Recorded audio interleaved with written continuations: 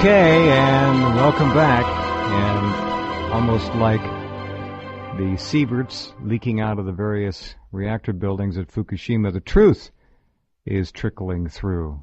We knew most of it weeks and weeks and weeks ago, but it's interesting to see TEPCO finally backing in to the corner they painted themselves into and trying to act as if they're standing on the front porch ready to walk out into the sunlight. They're lying.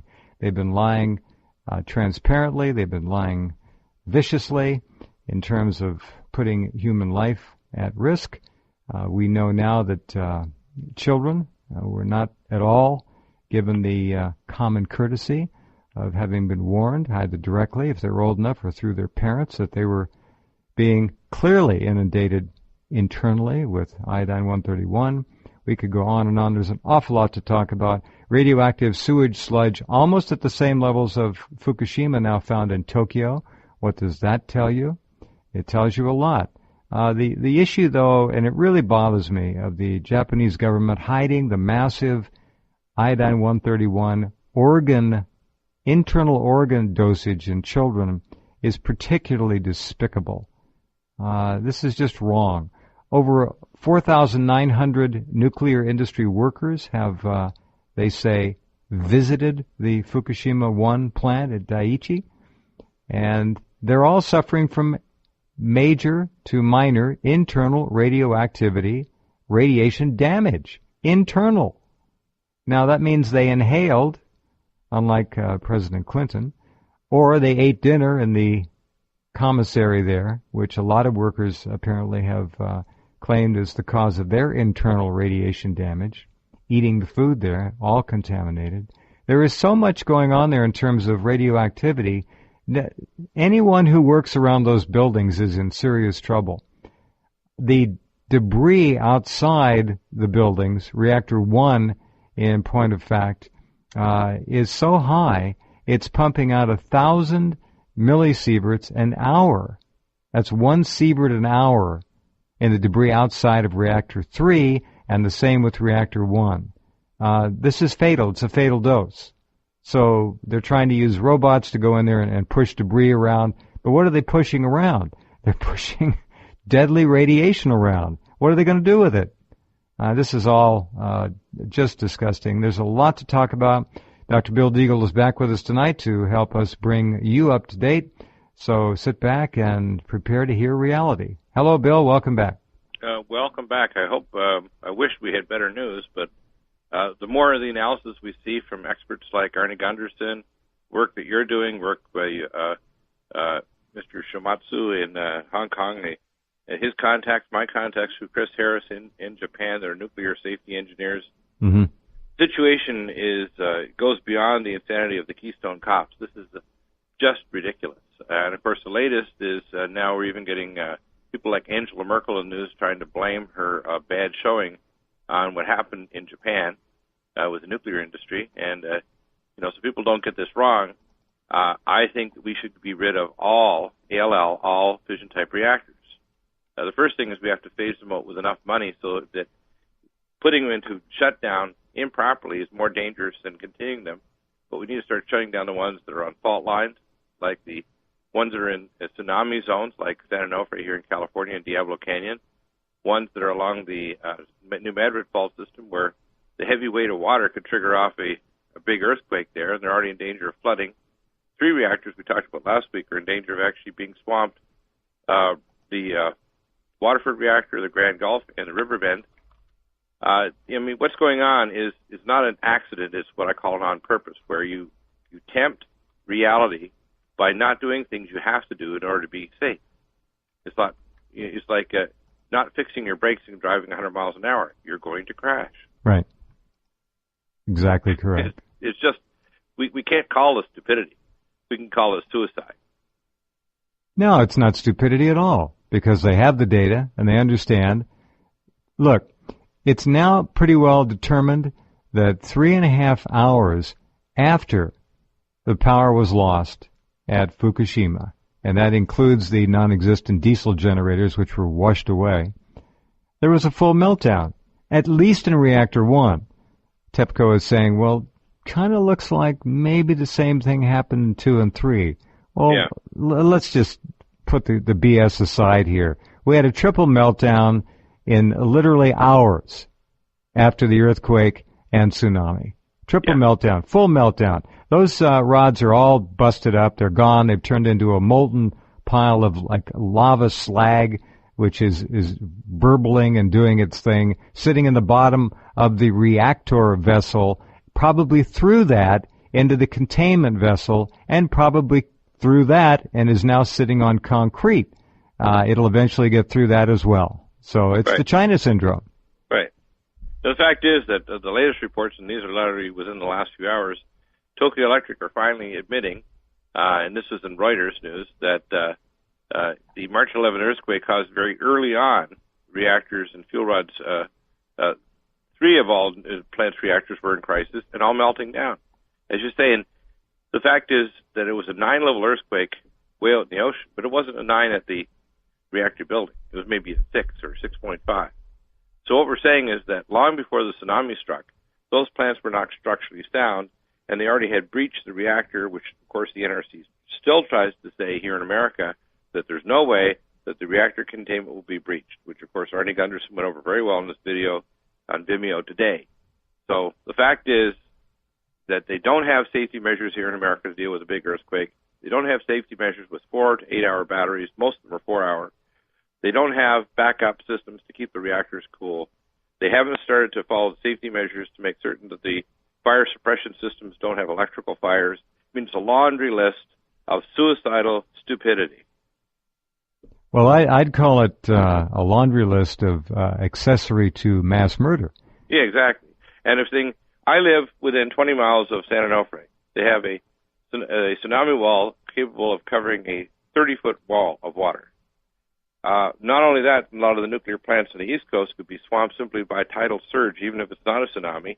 Right. And the fact is, off the coast of California, the fault subduction zone is only 5 miles off the coast. Now it's 75 to 100 miles off as it is in Japan. So a small subduction fault slip will cause a tsunami that could easily swamp that plant and cause it to go Fukushima.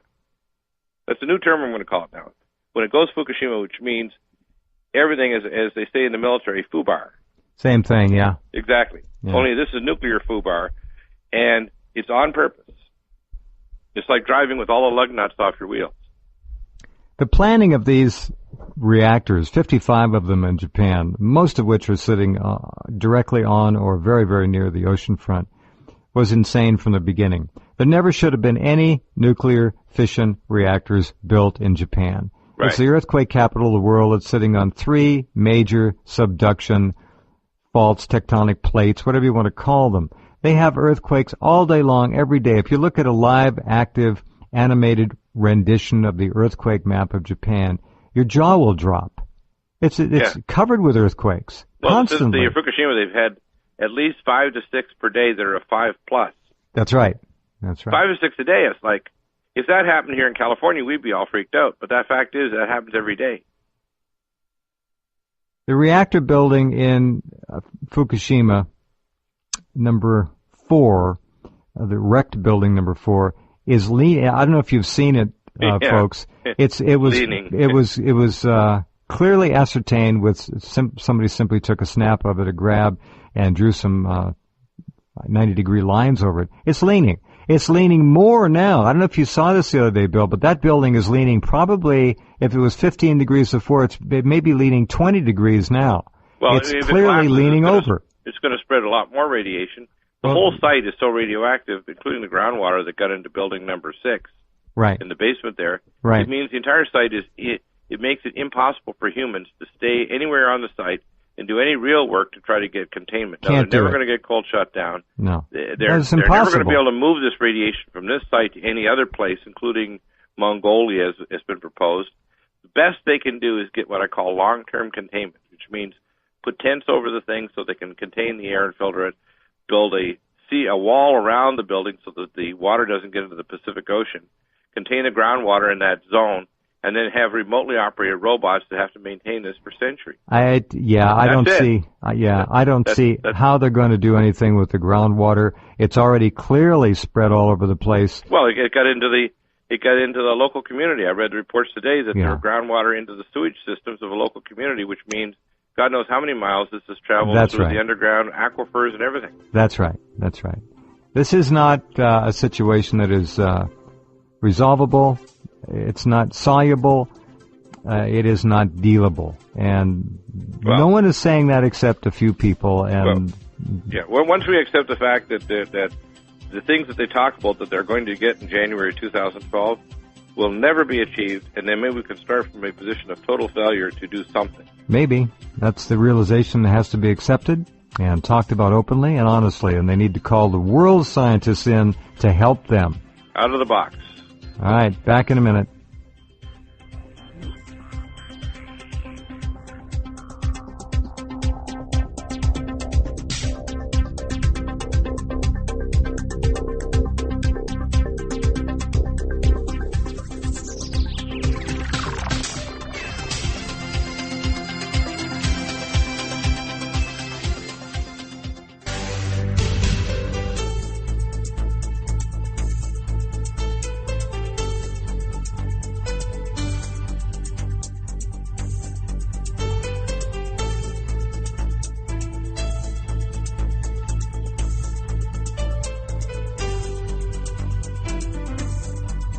Okay, and welcome back. If you go to the top of Rense.com on the center column for the Japan nuclear disaster featured story, look at the top story there. It's there for you 24 hours a day. Real-time World Earthquake Monitor. Click on that, and then click on Japan. It's on the left. You'll figure it out. Look at the circles. Click again, and it'll pull up a page. And that page says Seismic Monitor Events List window. And it shows the most current, up-to-date earthquakes. Now, this is for all of Japan, mind you.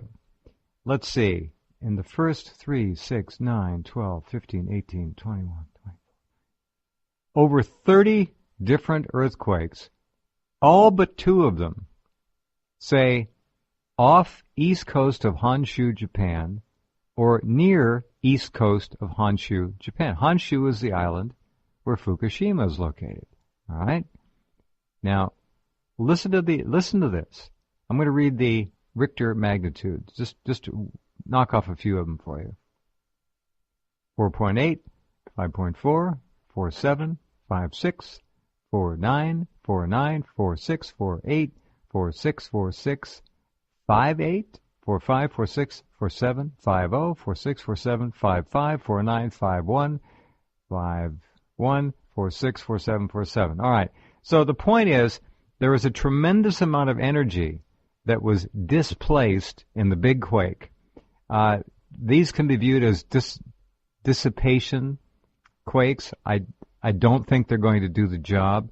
There is supposedly an enormous amount of energy now stacked up as these tectonic plates continue to move. And we know that the actual landmass was moved 72 feet, and I think raised by 10 feet. So this is another loaded gun waiting to go off at any time. And if there is a 7 or 7.5, Building 4 will come down. There's going to be hell to pay. If you think it's been bad until now, it's going to get worse. And keep in mind that a number of other Japanese nuclear plants are in serious trouble, which we're not being told about. Right, and they're also multi-site plants, which means when one facility gets damaged, like the unit number 5 over at the Hamioka plant, it makes it dangerous for the workers around other sites if you get a major displacement of radioactive waste. Right. And we now know, for example, that the cooling pool of reactor building 4 wasn't the source of the plutonium. It was the hydrogen-generated nuclear explosion in the cooling pool of Unit 3, the MOX reactor. And when they tried to start cooling it last week, it actually shot up 80 degrees Celsius, which means they're producing more transient criticality reactions. So they're having more nuclear events. Right. The latest is about Building 4 that's leaning, I'd say 20 degrees. It's just about like the Leaning Tower of Pisa. They're going to try and shore the building up. Well, they dropped that, and TEPCO changed its language. Now, these are interesting little things. You got to read carefully. They said now they're going to attempt to shore up the bottom of the spent fuel pool in Building 4. So they've kind of put the building itself on hold because the immediate danger is that the bottom of the spent fuel pool could give way, dumping hundreds of tons of probably MOX fuel rods included, spent fuel rods into the debris. Once that happens, it's over. You do not deal with that. It's not confined. It gets down in the cracks and crevices through uncountable tons of debris. You're going to have a fire that'll burn and burn and burn and burn. And the more water they throw on it, the more water goes right into the ocean, goes into the groundwater table. And they do another thing that's very, very disconcerting. They play the, I don't know what isotope it is game. They never tell you what isotopes they're dealing with. They talk about sieverts, millisieverts. They don't say what. And they know what, but they don't talk about it. Yeah, in fact, one of the things that Arnie mentioned was that they're detecting iodine-131 when they went into Building 3, which means there's new reactions because iodine-131 has a short half-life of 8 days.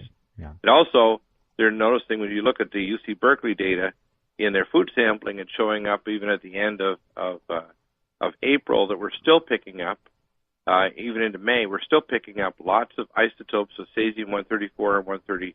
134 shorter half-life. 137 is a half-life of 30 years, which means these are going to persist in the soil for hundreds of years. And the 134 indicates that there's new reactions occurring, which is poisoning and progressively increasing the burden of radioisotopes in our food, air, and water. I couldn't agree more. Yeah. It's really Americans. I'm sorry, not you people. Bless every one of you. The bulk of America is so dumbed. It's hard to hold them responsible when they've literally had the smarts bred out of them by design. There's it's part of left. education. In fact, if you put your hand up in class and question the teacher with a question that puts him on the spot, you get your grade down or you get harassed. Yeah. No, they don't. You step out of the herd, you try to achieve and make something yourself, and the herd will drag you right back down by cutting you off from your social status in the school. And then and there's more in the professional schools like medical, legal, engineering, sure. The same thing. Remember what happened in England when the middle school kids and high school kids were caught actually trying to flunk tests so they wouldn't have good grades, so they wouldn't be belittled by their peer groups? That's the same thing over here. Same thing. No, it's bad. Hold on, we'll be back in just a couple minutes. Bill mentioned Arnie Gunderson. I'm going to play a couple excerpts from Arnie's most recent wonderful analysis. And keep in mind that UC Berkeley is can you believe this? The only institute of so-called higher learning that's doing any public data monitoring. Oh, others are monitoring. But Berkeley's when's the last time you heard anything from the EPA? You haven't. The FDA? You haven't. And you won't. The lid is on, and we're being sacrificed, and they're not going to tell us. And we'll be back.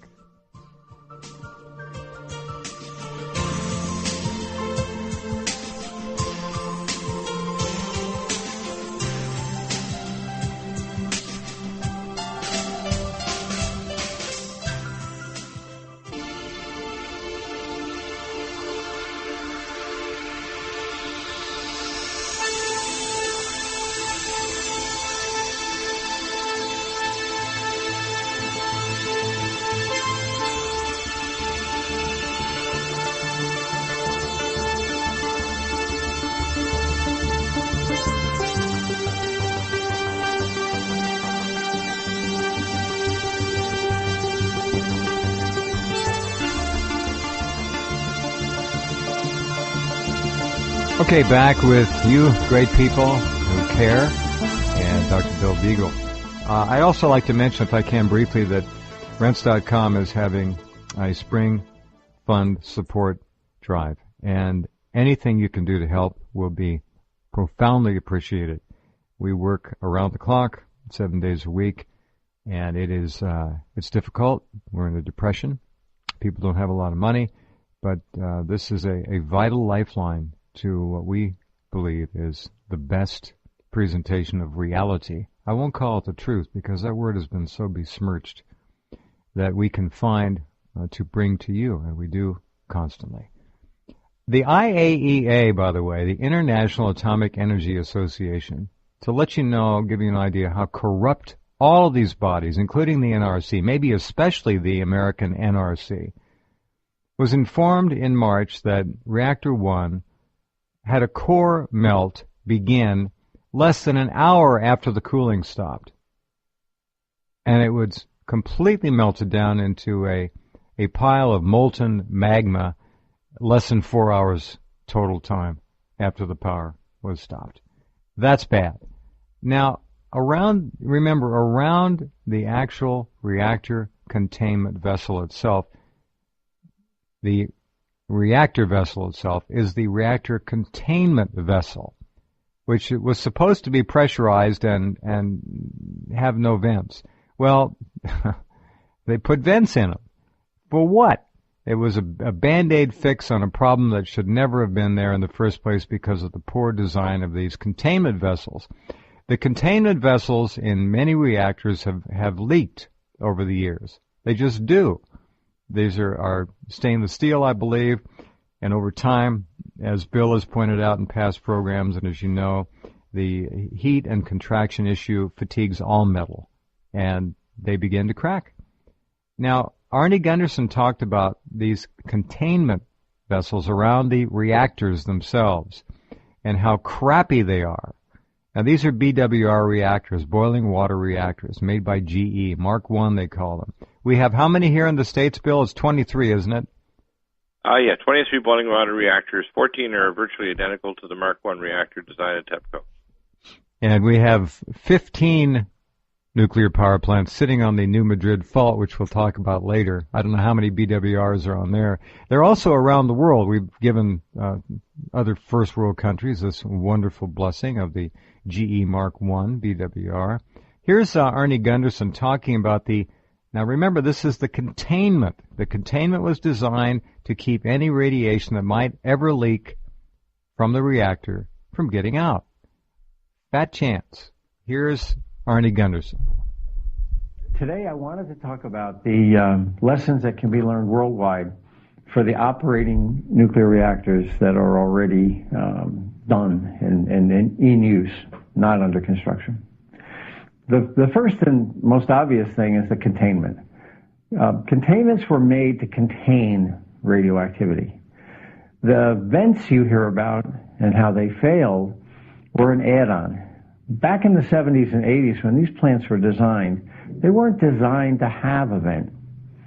As a matter of fact, the pressurized water reactors around the world don't have a vent even now. So these containment vents were a Band-Aid fix to a problem that was identified after they were built. Now, the vents have been tested 3 times, at Fukushima 1, Fukushima 2, Fukushima 3, and they failed 3 times. That's a 100% failure rate. That's an indication that this design is seriously flawed, and it can happen here.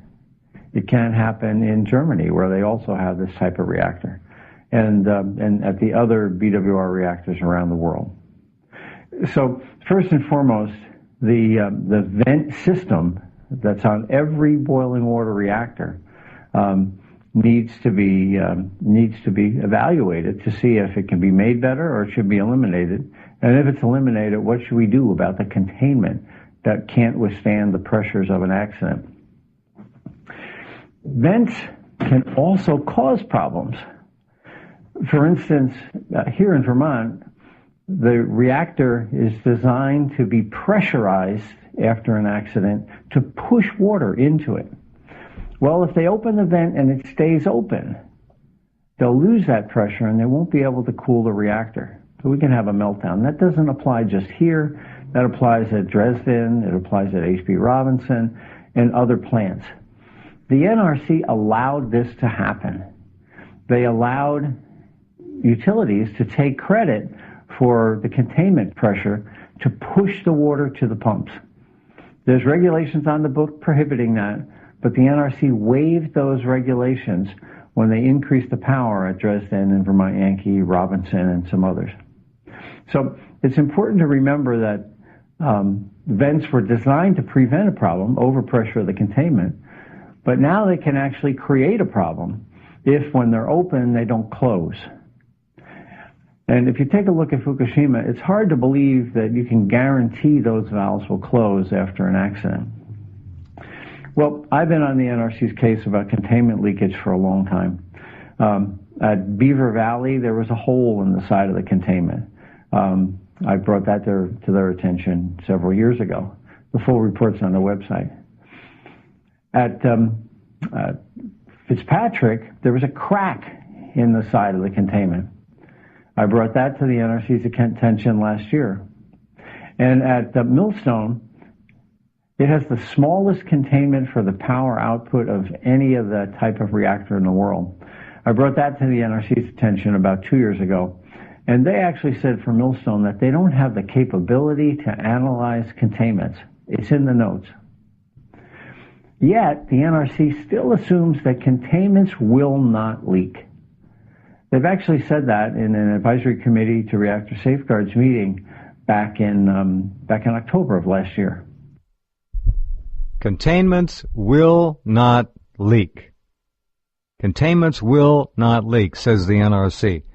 A more blatant, outrageous lie I've never heard.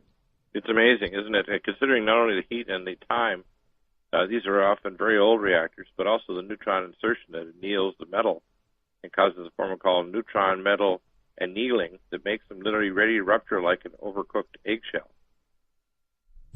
And we have massive containment leakage at Fukushima 1, 2, 3, and maybe 4. Right.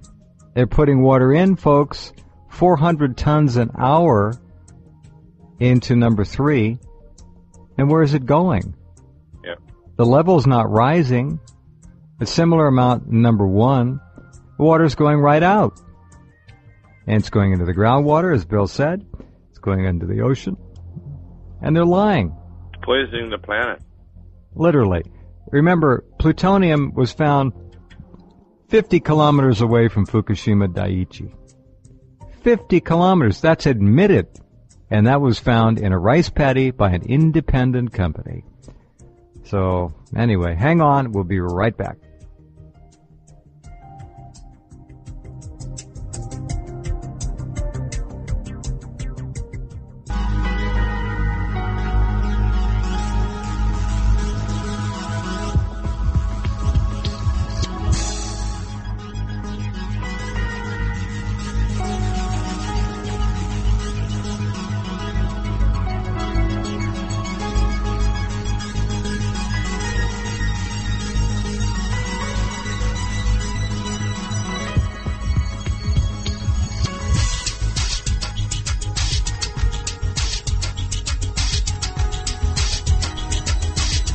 Okay, back with Dr. Bill Deagle. So, Bill, the containments are obviously destroyed. They're non-functional. The water's pouring out of them as fast as they can put it in, basically. And at least 2 of the 3 that I've been able to track. It's difficult, but we know they're all 3 compromised. They have holes in them, large holes. That's where the water's going. Otherwise, they'd fill up. Not happening. So, what are the options for the Japanese? What do they do? The first thing they need to do is change the whole game plan and not talk about putting in condensers or coolers, but simply trying to stop further hydrogen explosions, trying to filter the air and put up some kind of a wall around the plant, far enough around that the contained under